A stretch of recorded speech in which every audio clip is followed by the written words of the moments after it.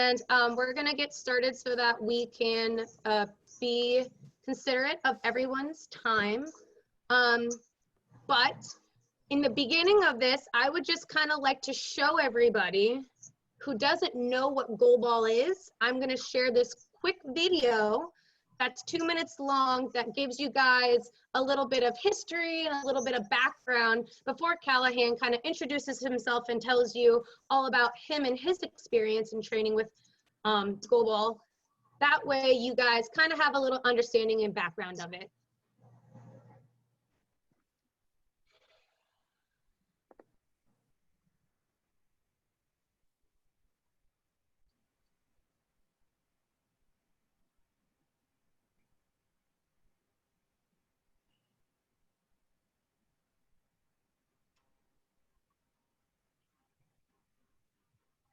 Sarah, do you want to talk your way through this? Yeah, so this is a video and it is showing goalball players playing, and what they are is they have eye shades on that is covering their eyes, so any left vision is making the playing field completely equal for everyone, and they are diving to get a ball and keep it from going into a net. And the ball actually has a sound maker inside of it, like a bell that makes a noise so that they can hear it. And there's also lines on the ground of this court. If you can see those red lines, the tape underneath them, it has either string or something so that they can feel where they are on the court.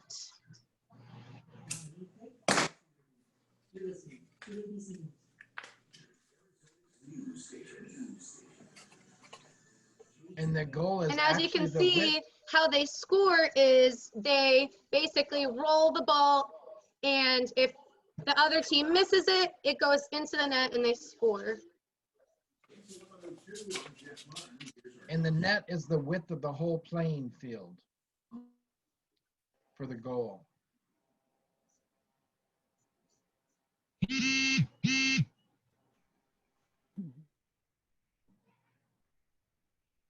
So that is a little bit about goalball, what it is, kind of gives you a visual of it. But now we actually have firsthand Calahan Young here, and he is a Paralympic athlete. This is his first year, right, on Team USA? It's my first like Paralympic quad, yeah. Yeah. So I would just like you to tell us a little bit about yourself and how you first got into goalball, how old you were, and what made you get into goalball. Well, first off, is my camera okay? You're good. Yes, it is. Absolutely. Okay. It looks perfect. Okay, cool. I'm not good at the whole technology thing. So I first got into goalball because whenever I was a kid growing up, my whole family played sports. My family is a giant sports. My sister played AAU soccer. My brother played AAU basketball, and you know, we traveled a lot for them. So I tried to play tons of sports, from football to basketball. I did track and field, and I was never able to be competitive at those sports. And so I really wanted, I had the competitive edge like my siblings did. And so I was really looking for a team sport that had the competitive abilities I was looking for. And then whenever I was in middle school, I attended a program for children that were blind, visually impaired, and taught them home skills. So like cooking, cleaning, activities of daily living. And there I got to see a demonstration of goalball, and I fell in love with it. I started to play it. I joined a team in this town called Slippery Rock, Pennsylvania. I went up there every weekend. We had practices, and I was on that team for around 8 years. And so that was like really the reason that I got into goalball, was because I was looking for a competitive sport that I could excel in. Awesome. I talked a little bit about it, but can you talk about the eye shade and the ball and why they're important and what they do for the sport? Yeah, so like a little bit of background. So people that are blind usually have, you know, it's a pretty wide range of vision. And so there's some people that have a lot of usable vision. There's some people that have none. So to make the playing field extremely equal, we wear blacked out goggles. It's like ski goggles that are completely blacked out. So that way It's an equal playing field, so you don't really need to be blind to play. Honestly, like anyone that can play, because anyone can put the goggles on and be on the court and play.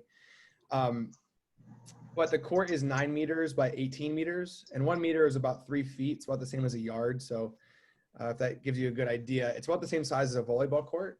And so what it is, on each side of the court, there's 3 people. There's 3 team members. You're usually on your hands and knees. There's two wings and 1 center on each side of the court.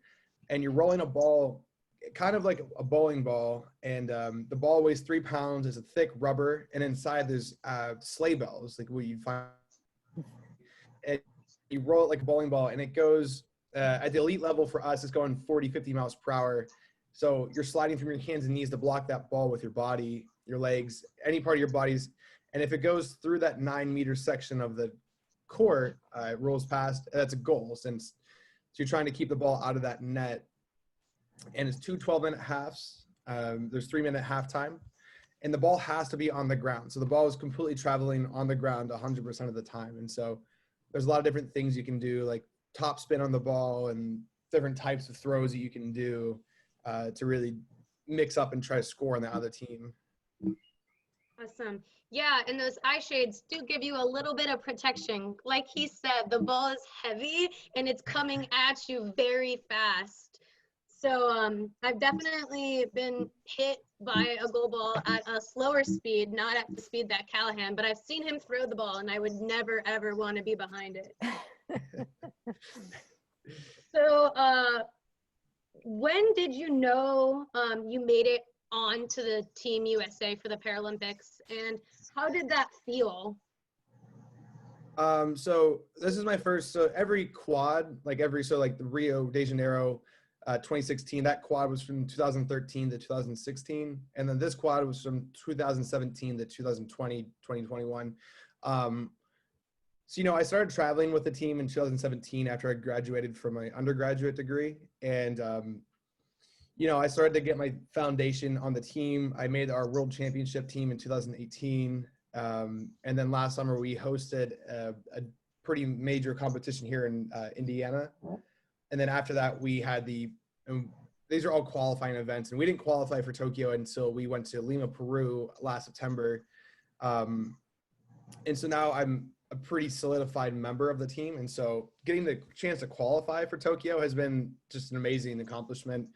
And, just this year I was named as the team captain for us, and, really starting to assert my foundation onto the team and trying to be a good role model. And it's been awesome. It's been super cool. I can't wait for Tokyo to come around. It's, I'm amped. I was pretty disappointed when it got postponed, but it gave us more time. We actually had a coaching change last summer, so it gives us a little bit more time to be a little more cohesive going into Tokyo. Awesome. So what was your type of training and what type of support did you have before trying to make it onto the team? And how has that training changed? Has it increased? Or just give us a typical week training. What does it look like? So I live in Fort Wayne, Indiana. And so this is where our USA headquarters is located. And a normal week of training, we have Monday, Wednesday, Friday, we have lifting for 2 hours of lifting. And then usually Monday through Thursday, we have 2 hours of practice on top of that. So you're looking at 14 hours, if I did the math right, I hope I did. 14 hours a week of just training, just like weightlifting and straight practicing on the court, which goalball is pretty brutal on your body because you're just diving onto a floor for 2 hours straight during a practice. And so it's pretty hard. And we've been wearing heart rate monitors to really track, because we're trying to train the same way we would play a game. And so we wear heart rate monitors to really hone in our workouts so they emulate a game as much as possible. And we burn around 2,000 calories per workout and practice. So, those 2 a days, we're burning around 4,000 calories alone in just sports. So, and then since COVID happened, we stopped. Our facility closed in March, because we have a residency program here. So we have a bunch of athletes that live here in Indiana. And so we did a lot of at-home workouts, but just like being stuck at home during quarantine, it got very same old, so very like monotonous. And so I'm very thankful that we're able to go back on the court and train and lift now. Awesome. And you said, so there's 3 people out on the court, but how many people are actually on the team? So going to Tokyo, we're going to have 6 people on the team. You can only have 6 players on your bench and 2 coaches, one support staff, so like an athletic trainer or something like that. And so we have 6 players and then 2 alternates for every team. So if something were to happen right before the games, we would have one of those 2 people step in to fill that role. So it's pretty, and then our pool of players, we only have about, in the elite division for the men's side, there's about 15 elite players. So the pool is really not large compared to other sports, but with having a low incidence disability, you know, it's hard to find people that are willing to get crushed by a 3-pound blue ball for 24 minutes. So, but you know, it's very competitive to make the team. It's definitely not easy by any stretch of the imagination. So. Awesome.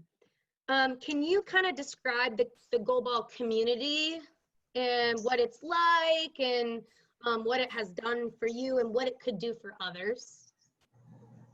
So growing up, I have my eye condition is called retinitis pigmentosa. And so it is degenerative, which means that I had a lot more vision when I was a kid, and then it's progressively getting worse and worse, slowly over time. It's not as dramatic, but you know, as I grew up, I never accepted my blindness. And so I never really was involved with those groups and never wanted to be involved with them, because I was like, oh, I'm not blind. I'm not, you know.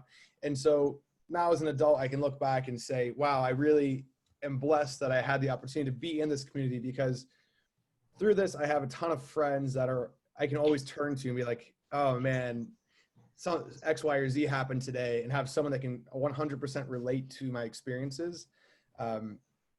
Is amazing. And then at tournaments, it's awesome because you have, you know, there's probably like 100 people there and everyone knows everybody. Everyone's trying to talk and communicate. And then it's such a great support system. Everywhere I go, I know I have a place to stay. Pretty much every city that I go to, I'm like, hey, like, can I stay with you? Can I crash with you? Because, you know, you just really get such a great bond with all these other athletes and people that are going through the same life struggles, and you know, everyone wants to be there for everyone. So it's been awesome. Goalball has definitely helped me grow into like I was very shy coming into college, and then as I started to keep going to more goalball tournaments and started to come out of my shell and kind of blossomed per se. And so I'm a little bit more outgoing. I'm a lot more outgoing and, you know, just sociable, and I have to attribute a lot of that to the community, the goalball community at large. Thank you. So now talking about that community, so what other opportunities have you had? What other opportunities besides maybe traveling and stuff like that, that goalball has presented to you that you would never ever have had that opportunity if not? You said besides traveling? Yeah. Okay. Well, so we do a lot of goalball demos, and I literally was talking to one of my friends the other day, and I was like, man, like I feel like I don't ever make any impact on anyone for goalball demos, because we do so many goalball demos, and it's pretty rare where you say, like, where I meet someone, I go, oh, hey, like I play goalball, and it's pretty rare that they actually know what goalball is. So I met someone the other day that said that I did a goalball demo and it had such a lasting impact on them, and I was, you know, like that warmed my heart because I was like, well, okay, cool. Like I had an impact on those people. So, you know, outside of like the travel, I love trying to spread disability awareness and try to be an advocate for people with disabilities, because, you know, it's as a collective, people with disabilities were underrepresented. We're usually not thought about when it's political issues. And so I have teammates that are political science majors, and just all these different opportunities that come up where I get to go do presentations, and opportunities like this where I get to speak to a group about how goalball has impacted my life, and you know how it's really helped me turn into who I am. So it's pretty broad in the sense of the opportunities it's offered, because so many things like this pop up, and I love to do this kind of stuff. Yeah. You kind of mentioned like it kind of has made you into who you are today.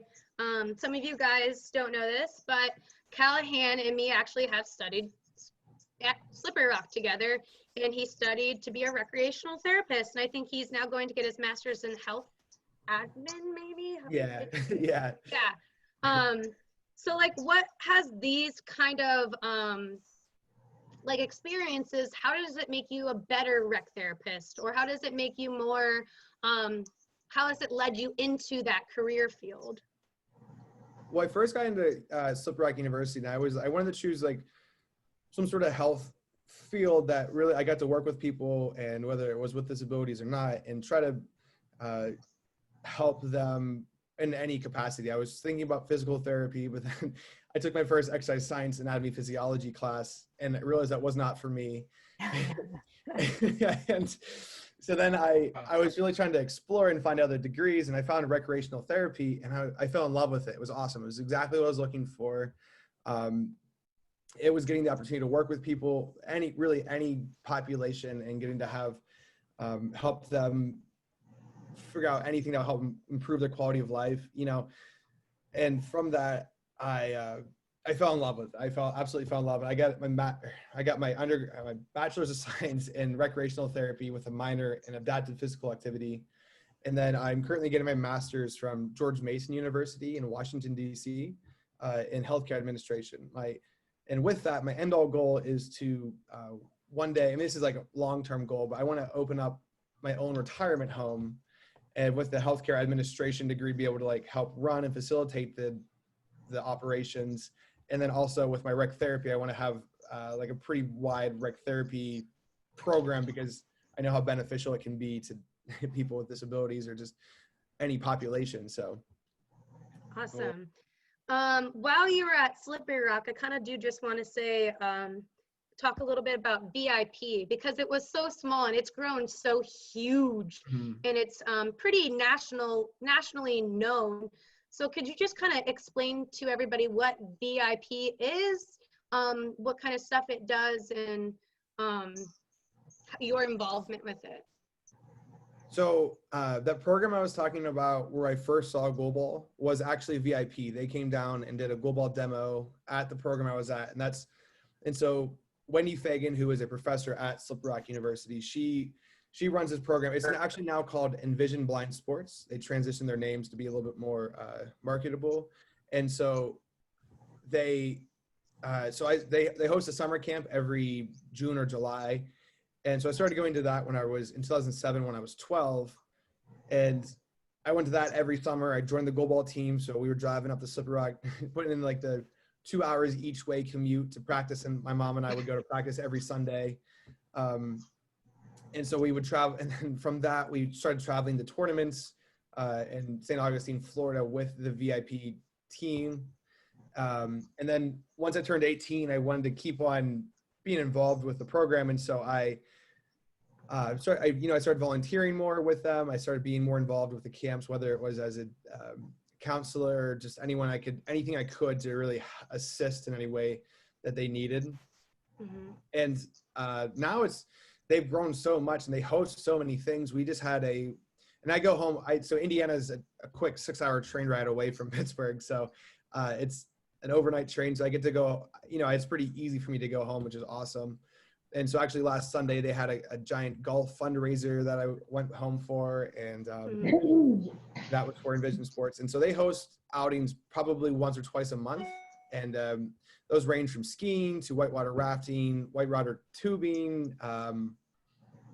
They're always doing something and always trying to get more people involved with the program. And any chance I get, I go home, because I grew up with them. It's like my Wendy Fagan, I always joke, she's my second mom.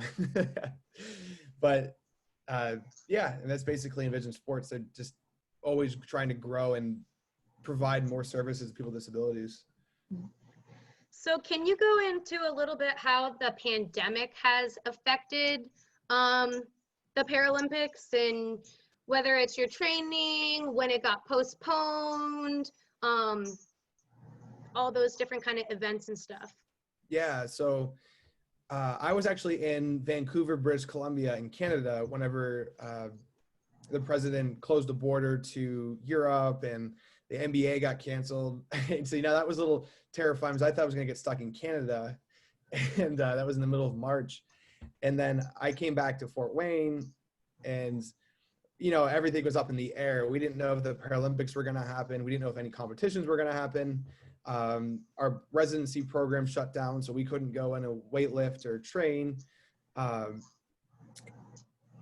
Really had to shift to all at-home workouts, which was cool, but also at the same time was pretty, it got boring after a while because it's nothing compares to actual weightlifting whenever you're training for when you're actually training. So we have a strength and conditioning coach for our team who sets up programs, and so he would change up the workouts all the time. But once the Paralympics got postponed, I hope they don't get canceled.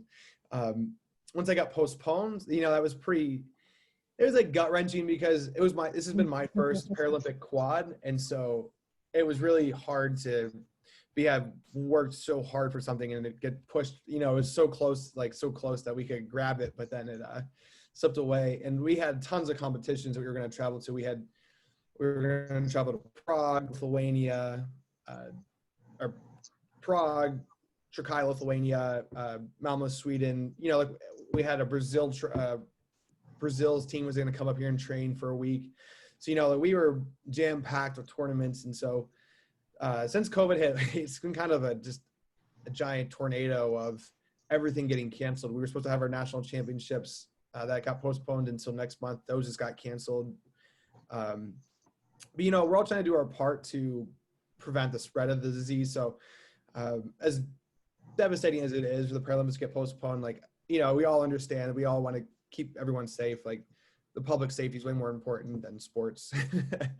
But, now that we're back in training, we have strict protocols we have to follow. We're sanitizing and cleaning everything we use and just consistently trying to make sure that we're doing everything we can so we don't spread it, have it, anything like that. And since everything got canceled this year, next year's is going to be crazy busy because we have tournaments. We're traveling pretty much every month. If fingers crossed, we're traveling every month internationally to go compete because our budget's kind of rolling over, and so we're trying to use the extra time to be more cohesive. And so it's almost like a blessing in disguise because with the coaching change, we implemented a new culture into the team and trying to grow as a team. So kind of a blessing in that sense, but it's been kind of crazy other than that. That's awesome. What kind of resources or supports did the Paralympic Committee or your team give you during that time? Were they giving you guys any types of resources to the athletes and supports? So here in Indiana, we, they would bring over, they brought over weights and medicine balls and resistance bands because our residency program is literally I live in an apartment complex 15 minutes away. But we have residency program houses that are across the street from the Turnstone Center for Children and Adults with Disabilities, which is a humongous complex for people with disabilities. And we have our own designated gym and weightlifting facility. And so we have houses that that the residency program has. And so they brought over all this weight and whatnot. And so we would actually go over there and train. But for the teammates that don't live here at the residency program, the coaches bought them, they bought them at home workout equipment. There's resistance bands that can go up to 400 pounds in resistance. You can get pretty into weightlifting and all that stuff. And so, we're trying as much as they can to keep everyone active and just trying to work on our fitness right now, because that's really the only thing that if you're not here in Fort Wayne, it's kind of hard to get to a gym. And so the coaches are kind of, anything you need, they're pretty much, yeah, we got you. So, which has been awesome. It's been cool to have that support. So do you know about when they plan on having the Paralympics? What time frame they're looking at? Yeah, so everything just got shifted back 1 year. So instead of starting on the November 24th, or October 24th. Oh my goodness. Instead of starting on August 24th, it starts on August 25th of next year and goes until September 5th or 6th, something like that. So everything pretty much got shifted back 1 year, and we're still waiting to hear about the protocols. Like, I'm sure we'll have to get there 2 weeks early to quarantine, and I doubt they'll be allowed to have fans there, but hopefully by then things will clear up a little bit, fingers crossed. So that's really the only news we have about that. But, you know, as we get closer, more and more news will come out about the exacts. Yeah, I know that like budgeting and funding and stuff like that for the Paralympics has always kind of been up in the air, or really good, or up in the air. With the coronavirus, are they expecting any of that to really affect the funding for the Paralympics for Tokyo, or for the future year? Well, one of the biggest problems was that, like, Tokyo, like, after the Paralympics and Olympics were done, supposed to be done this year, like, all of, like, where we live, like, the village was already sold. Like, all the condos were completely sold. And so that was a big thing that the Tokyo, like, Paralympic planning committee ran into, is that where are they going to put everyone? And so I think they just pushed everyone's leases back 1 year and said, tough luck, which is cool because then we get the full experience still. But, you know, I don't really know. This will be the first year that they match medal money for the Olympics and Paralympics. Before, it was in the Paralympics, if you came in first, you got $5,000. Third or second was like $3,000, and second and third was $1,000. And now first place gets you $37,000. Second place is $25,000. Third place is $17,000. That's per person, which is, it's really cool. Maybe that's what the Olympics have been getting. So when Michael Phelps won those 8 gold medals, it's, you know, it's like a cool untaxed $250,000. Right.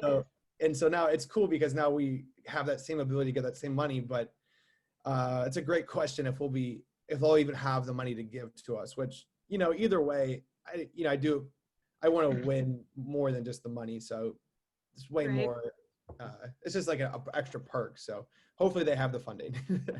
Right. I have a question that came through chat.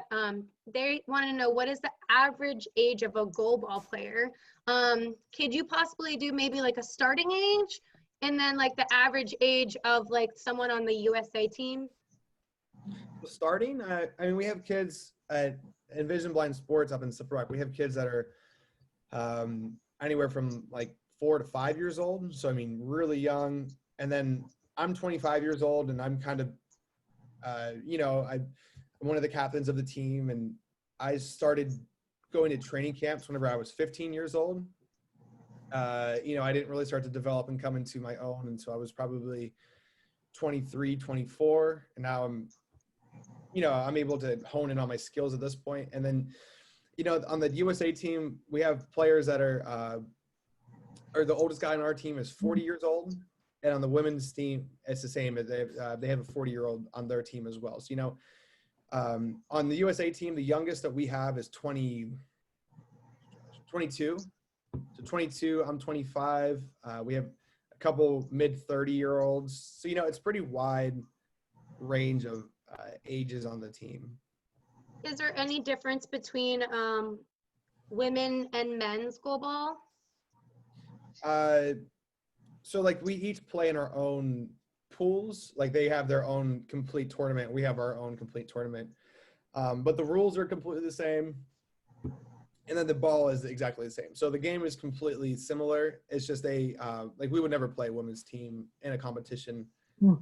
We train with them to help. I mean, right now we have combined practices because we don't have 6 men and 6 women out here to train. So we do combined practices, which is great for them and great for us. It's overall just like good for everyone to get on the court. But yeah. Awesome. And then, as this is like your first Paralympic Games, what are you most excited for? And excited to experience? I'm most excited. Well, I'm gonna put 2 things. I'm most excited, and I don't even know if we'll get to do this for like opening ceremonies. Getting to watch the opening ceremonies when we were in Lima, Peru for opening ceremonies, there was 70,000 people at their biggest soccer stadium that so Lima is one of the biggest cities in the Americas. I think it's the second largest. And so for our opening ceremonies for the Pan American Games, there were 70,000 people there screaming. And that was just, it was mind blowing. Like I've never been looked at by that many people before, you know what I mean? So, just being cheered for it, it was incredible. And so for opening ceremonies, that gives me goosebumps thinking about walking into a humongous stadium with like 80,000 people cheering and being a part of. And, if they do allow fans, which I'm hoping for, getting to experience that, hopefully getting to run up and be with my family at some point and getting to experience that moment with them would just be incredible. Another thing that I'm most excited about is getting to step onto the court for the first time. Like this is the highest level of competition. It's the highest level of professionalism. And, it doesn't get any higher in the scales of sporting than the Paralympics. And so those are the things I'm looking forward to the most. And then also I'm looking forward to getting a gold medal. That's the overall goal. I did an interview with Team USA the other day, and they were like, well, what's your number one goal for Tokyo? And I was like, well, to win gold. So medaling at the Paralympics, opening ceremonies, and getting just to step onto the court for the first time. Those are the three things I would just most look forward to and dream about, So Calahan, we have Noriko Nagahori. She's on this Zoom call with us, and she actually lives there in Tokyo. Oh, sweet. And she is with this organization called Virtual Photo Walks, where cool. she actually does these, live remote events, for individuals with disabilities. Mm-hmm. And so hopefully we can coordinate next year that we do something live. Maybe it's the opening ceremonies and everybody can see you marching down the ring or whatever, so we'll be working on that. But Noriko, thank you so much for joining us. I know it's 16 hours ahead from Phoenix, so it must be around 2:30. Definitely thank you from me to you, because I'm so excited to see actually Paralympic player online. Nice to see you. And you will be definitely welcome in Tokyo by me and my friends. Awesome. Yeah. So we'll work on that, Calahan. We've got like a year to get all that planned up, and Noriko of coordinating that. But the rest of you, maybe we can look forward to this next year at the Paralympics, on multiple days during that whole event. So it's really kind of exciting that we'll have people from both places there. It's really kind of cool. Well, NBC, I think they're airing. So like the last year, the opening ceremonies for the Paralympics were completely aired on NBC, and then NBC upped their hours. So they show about like 250 hours of the Olympics, and usually it's around 5 hours of the Paralympics. And this year it's up to like 100 hours of the Paralympics. And so, wow. So on NBC, it's going to be a ton of Paralympics, which I'm kind of jealous because I don't get to watch, but I'll be there. So we have another question in the chat. Okay. How does the U.S. goalball team rate in the international arena? So they finished second at the Paralympics in Rio de Janeiro, which means they lost a gold medal game.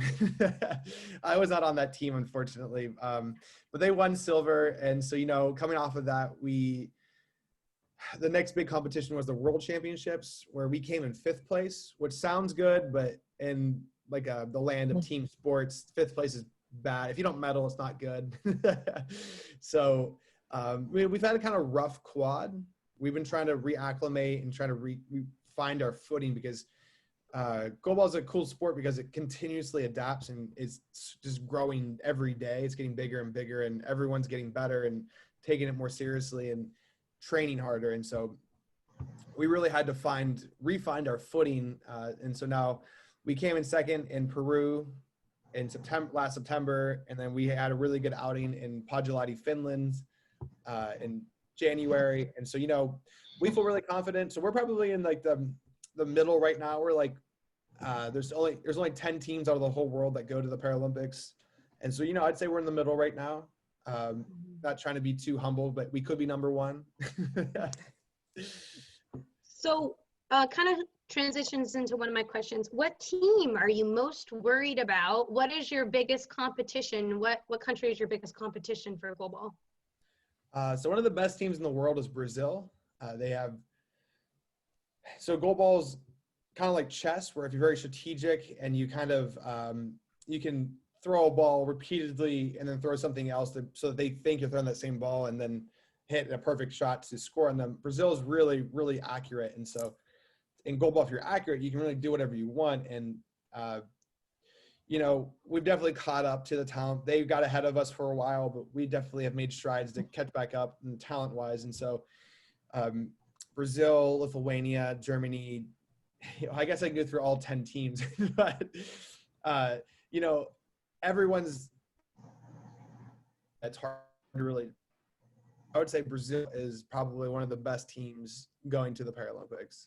They came in first at the World Championships, and they're pretty good.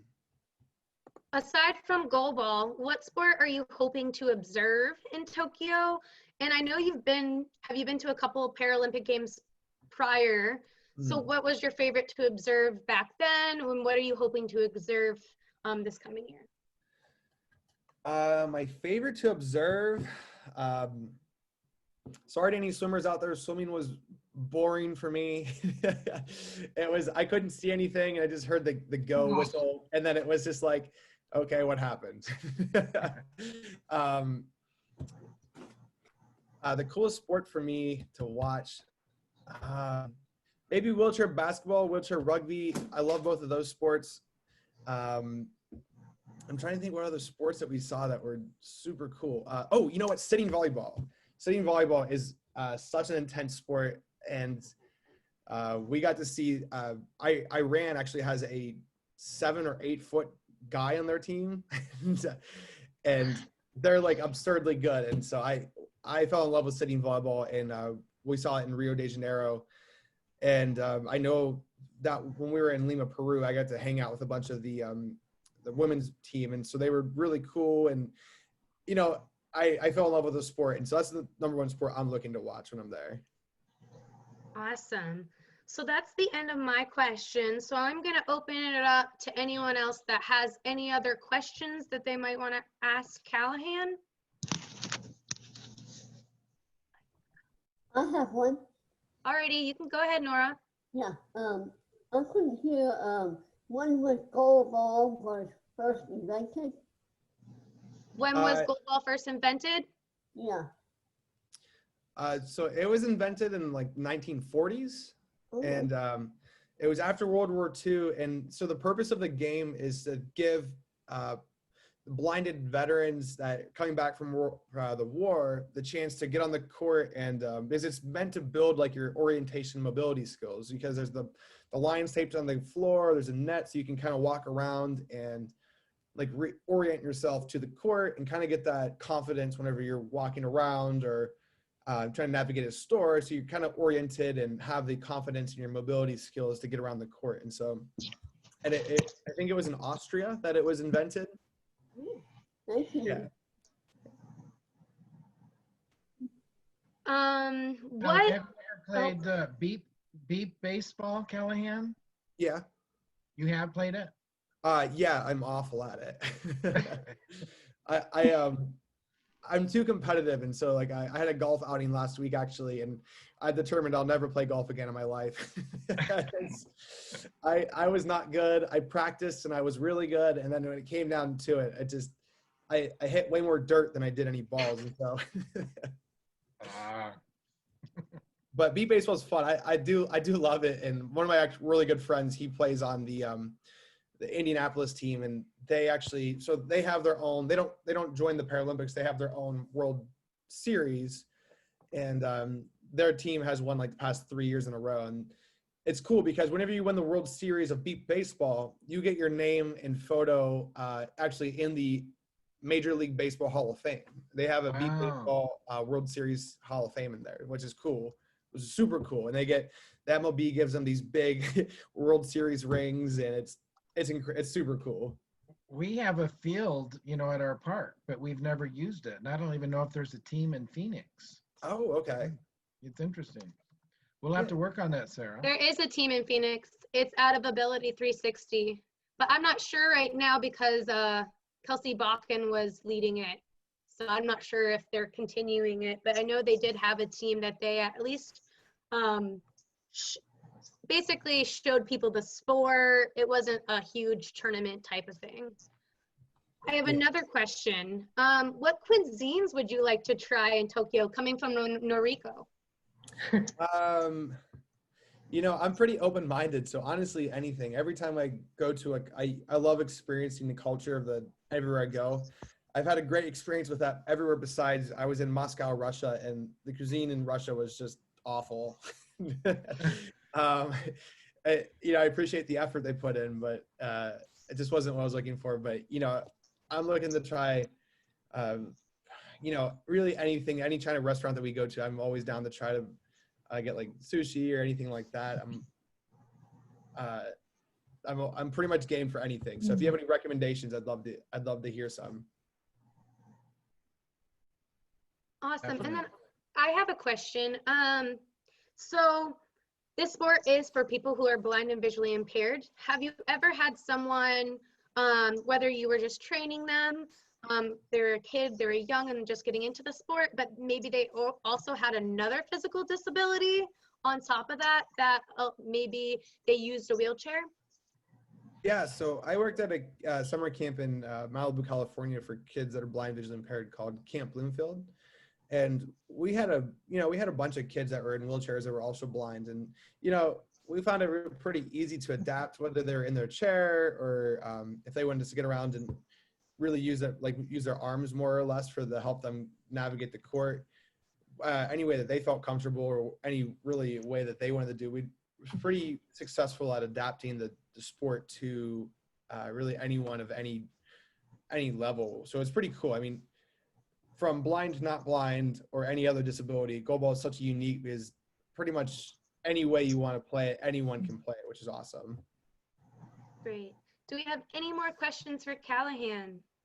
Are there like a lot of people in wheelchairs that participate in your whatever? Like in the sport? Like Yeah. On the team? No, so it's I don't know anyone that actually competes in a wheelchair, but like recreationally we have had people in wheelchairs that have competed and you know, got involved with it more or less, rather than I'd like the Paralympics. I don't think that I don't even know if you'd be allowed to in the Paralympics. I don't know what those like regulations are. Mm-hmm. A lot of sports has specific regulations in terms of the disability the sport is specialized for, and then basically then it breaks it down even further into functionality of that disability. So like wheelchair sports, so wheelchair basketball or wheelchair rugby, Sarah, is you're on a point system on how much functioning you have. The more functioning you have, the higher points you are. And then the lower functioning have the lower point amount you are, and you're only allowed to have a certain amount of points on a field. So that's kind of how they do it in all the different sports. And this sport is specifically specialized for people who are blind and visually impaired. But kind of like what he said, with the eye shades, you can kind of open it up to everyone. Mm-hmm. Does anyone else have any more questions for Calahan? I have a question. All right, awesome. The Paralympic players, where are they receiving funding from to go to Tokyo? Is that self-paid, or do you have donations coming in? So the United States Olympic and Paralympic Committee, they disperse money to all of the national governing bodies. And so our governing body, which is the United States Association of Blind Athletes, they're the ones that get all that funding from the USOPC, and then they determine, our coaches really determine which tournaments we go to. So any international travel is completely paid for through funding from the USOPC. But anything domestically, like if we travel, like in January, I have a tournament in Phoenix, Arizona, and Montreal. Like that's out of our pockets. But then we also, as elite members of the team, we all get stipends that are coming once a quarter. It's not really that crazy a lot, but it's enough to pay for tournaments and pay for goalball outings and, you know, get us more involved in getting to competitions more often that aren't paid for internationally. So I think it's all through like sponsorships and whatnot that USOPC has with like Coke and all that stuff. And can you as an individual can also get sponsorships as well, correct? Yeah. If you guys know anyone that's looking for a sponsor. Yeah, because I actually do know a couple people that are sponsored by like Toyota, Subaru that are Paralympic athletes, but have been in Paralympics a couple times. I'm jealous of all that, but. A very unrelated question. A long time ago, when I was stationed here at Williams Air Force Base in Arizona, I know of some people named Jim and Barbara Young. Are you related to them by any chance, like grandparents or anything? That's so funny, but no. Okay. It's super funny because one of my really good friends, her last name is Young. Our head coach, his last name is Young, and so everyone. Oh my gosh. And so it's so funny because everyone's like, "Is he your uncle or something?" And I'm like, "No." Okay. We always joke that we're long lost cousins, but. Okay. I'm just trying to, curious, like if I'm, Jim, so Jim Young isn't your coach or anything? No, no, it's funny how many people Youngs are involved with. Yeah. It'd be cool. I always like those cool connections though. Awesome. Does anyone have any more questions? I have a question. Can you hear me? Yep. Yes, I can.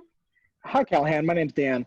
I'm eager to find out what your advice would be for those of us who are really eager to continue playing goalball, but have trouble finding a lot of support or lots of interests.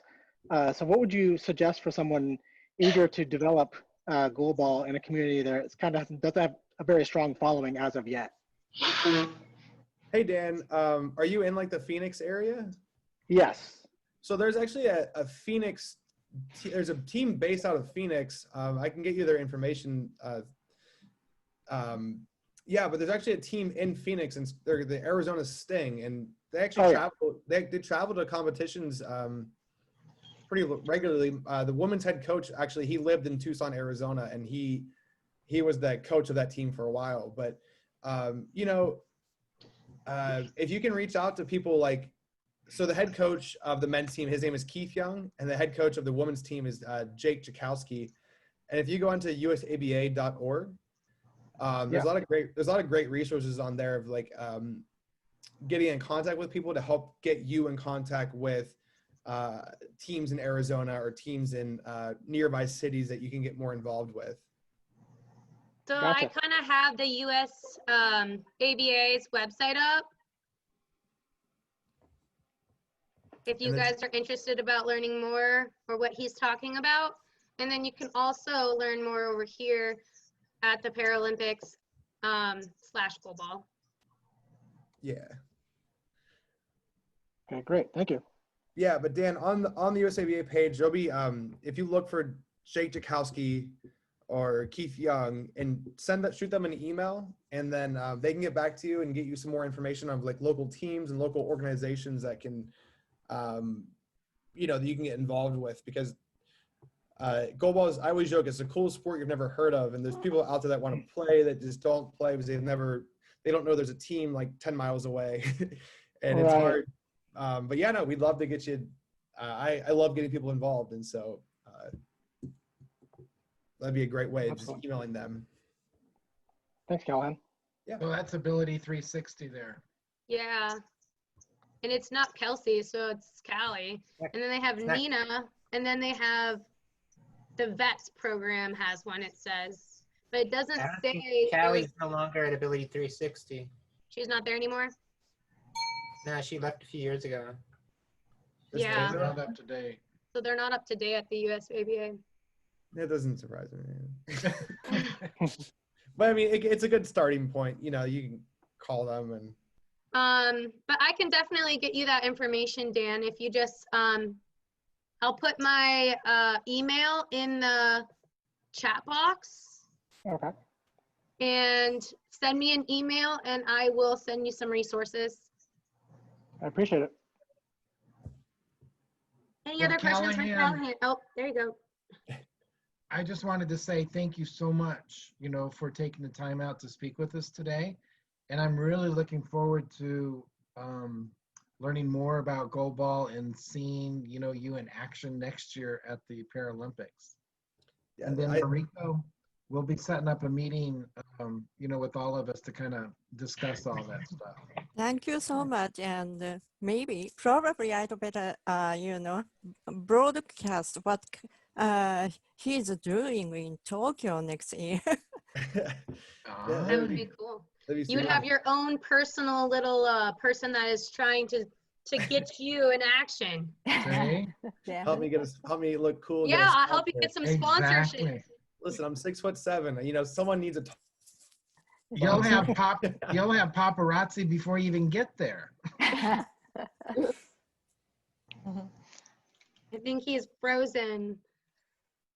Yeah, he's frozen. Yeah, I have like a really cool grassroots story, and I started from a grassroots program and it developed into the national program. So it's been awesome, and I love doing these kind of Zoom calls. Hopefully one day it could just be in person.